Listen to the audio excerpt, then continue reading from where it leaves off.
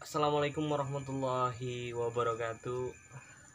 Sudah lama sekali saya tidak memberikan tutorial di uh, apa di dalam channel YouTube ini ya, karena sibuk sekali memikirkan tentang uh, percintaan ya. Daripada curhat, mending kita langsung saja ke tutorial. Jadi ya kali ini teman-teman, saya ingin menjelaskan tentang bagaimana sih kita membuat history gitu ya, history edit pada sebuah tabel gitu ya. Nah, jadi menggunakan dengan trigger MySQL. Jadi kita memanfaatkan fitur trigger MySQL untuk untuk ini ya, untuk mencatat proses edit atau update pada suatu tabel. Jadi saya contohkan di sini ada dua buah tabel ya, ada payment list dan payment list history. Nah, saya ceritakan, ilustrasikan. Misalnya di sini saya memiliki payment list ya, daftar pembayaran gitu ya. Nah, daftar pembayaran ini nantinya akan mencatat nama daftar pembayaran gitu, daftar pembayarannya apa aja gitu. Nah, sedangkan payment list history ini akan mencatat perubahan yang telah dilakukan oleh payment list. Misalnya si payment listnya tadinya saya contohkan di sini, saya tambahkan di sini pembayaran SPP misalnya ya. Kemudian di payment amount-nya adalah 250.000 ya, seperti ini. Nah, oke. Nah, ini kan seperti ini. Nah, ketika misalnya dirubah, nanti akan muncul di payment history gitu ya. Misalnya saya rubah di sini. Nanti misalnya saya rubah payment name-nya apa, misalnya payment jadi pembayaran iuran, kemudian berubah payment amount-nya juga berubah, maka nanti perubahan sebelumnya akan ada di payment list history. Nah, sekarang kan belum ada saya rubah. Nah, kita buat memanfaatkan fitur trigger MySQL. Sebenarnya kalau di sisi PHP-nya juga sebenarnya bisa gitu. Kita menggunakan, ya kita tinggal ambil aja nama yang dirubahnya apa gitu. Nah, sebenarnya nggak harus dari sisi PHP aja gitu ya, untuk mengefisiensikannya gitu, kita bisa memanfaatkan MySQL atau MariaDB. Kalau kalian menggunakan MySQL atau MariaDB gitu, nggak harus dari sisi kode backend PHP dari PHP-nya, tapi dari server database-nya kita maksimalkan fitur yang ada di sisi database-nya. Contohnya di sini di MySQL, atau sekarang kan MariaDB ya, bukan MySQL. Nah, oke, teman-teman, langsung saja kita manfaatkan fitur trigger. Nah, supaya nggak repot, sebenarnya bisa pakai kode juga ya, kita submit query, tapi ya udahlah kita pakai PHP admin supaya jelas gitu interface-nya seperti apa.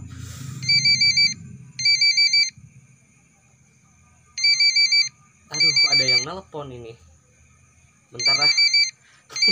Oke, teman-teman, kita buat dulu new trigger di sini, walaupun di sini ada yang nelpon saya, tapi kita angkat dulu, tolak dulu. Oke, pertama kita buat nama triggernya apa? Misalnya payment history edit. Nah, oke. Kemudian di sini payment list, oke.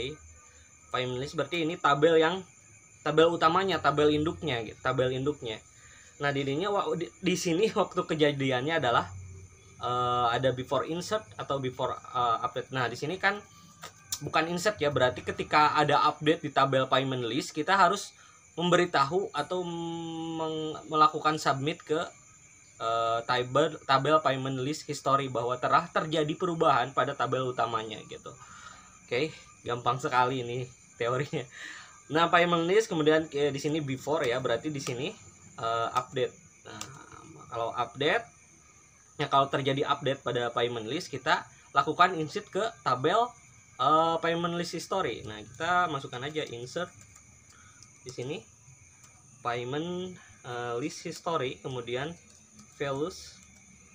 Di sini bentar dulu ya, saya jelaskan dulu ini.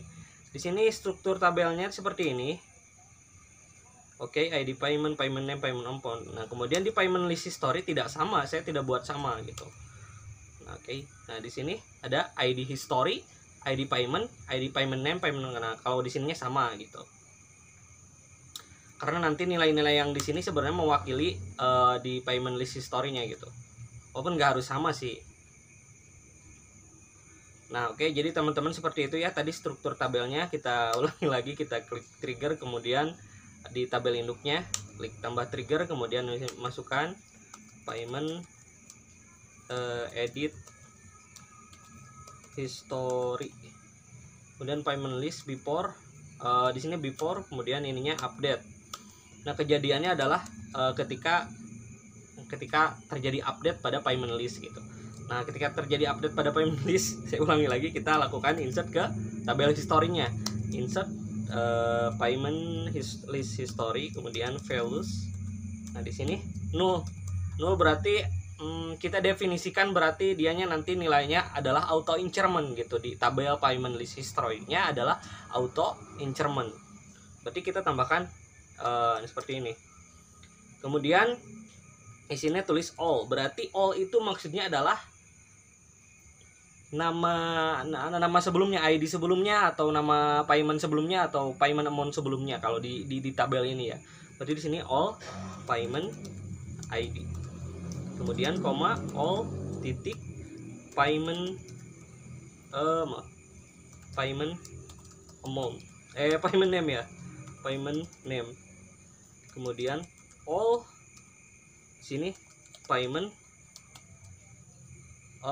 payment apa sih? Payment amount ya, payment amount. Oke. Seperti ini. Oke.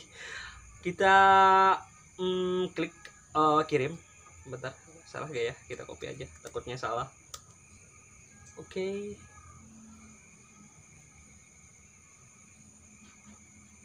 Mas unkenau payment ID ya, salah ya.